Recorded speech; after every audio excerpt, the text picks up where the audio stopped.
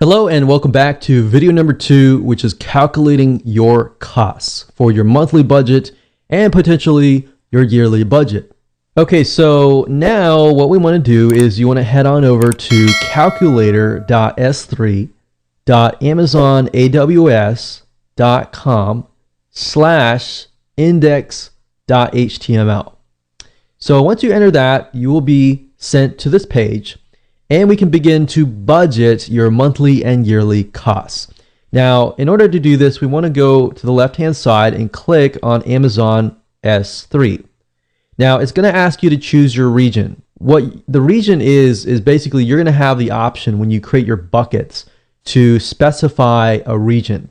Now, I would advise you to pick a region where most of your audience is going to be.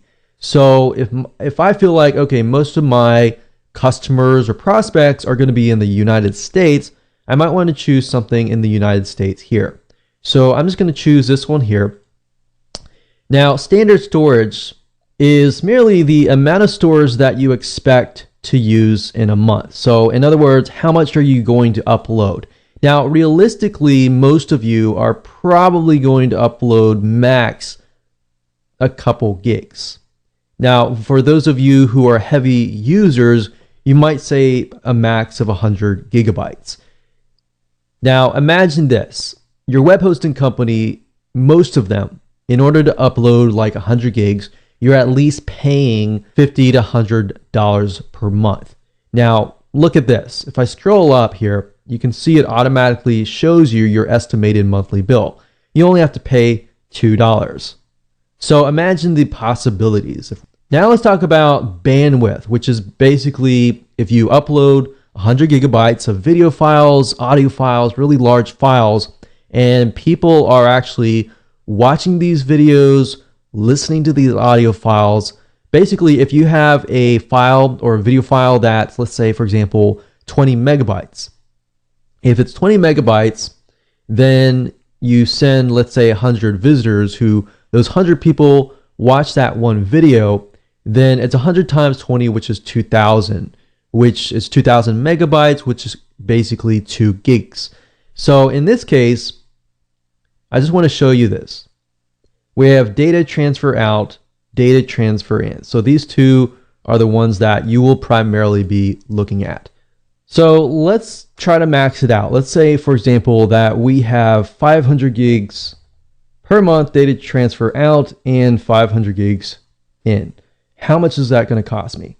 $55 per month, which is not a lot of money compared to web hosting companies that usually promise you unlimited plans, and realistically, there is no unlimited plan. So let's max it out and let's just say 500 gigs out and 500 gigs in. Now, I will be honest, most of you will never really reach even 300 gigs in and out. So if that's the case, then you're paying only $37 per month. You see, so for example, I have about 100 gigabytes worth of storage space, and I'm using about 300 to 500 gigs in and out. And this considerably is, I got thousands and thousands of people coming to the site watching videos at all times. So unless you're at that point, you're not even going to have to pay anywhere close to $27. So I would say the majority of you, if you're just getting started, or even if you are a heavy user and you do have thousands of people visiting your site, you're more likely to be about in the range of 150. So even in that case, you have a $14 monthly bill.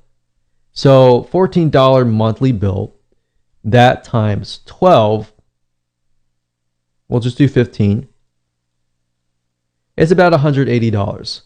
So that is a lot better, and considerably, it's a lot faster compared to web hosting companies. And we've tested this over the years and found that Amazon S3 is just saves you a lot of money and headache in the long term. So this allows you to have a basic web hosting account where you can put your website on it, but then put all the heavy files like the images and the videos and the audio files and the big files on Amazon S3. So now that you know how to budget, let's move on to the next video.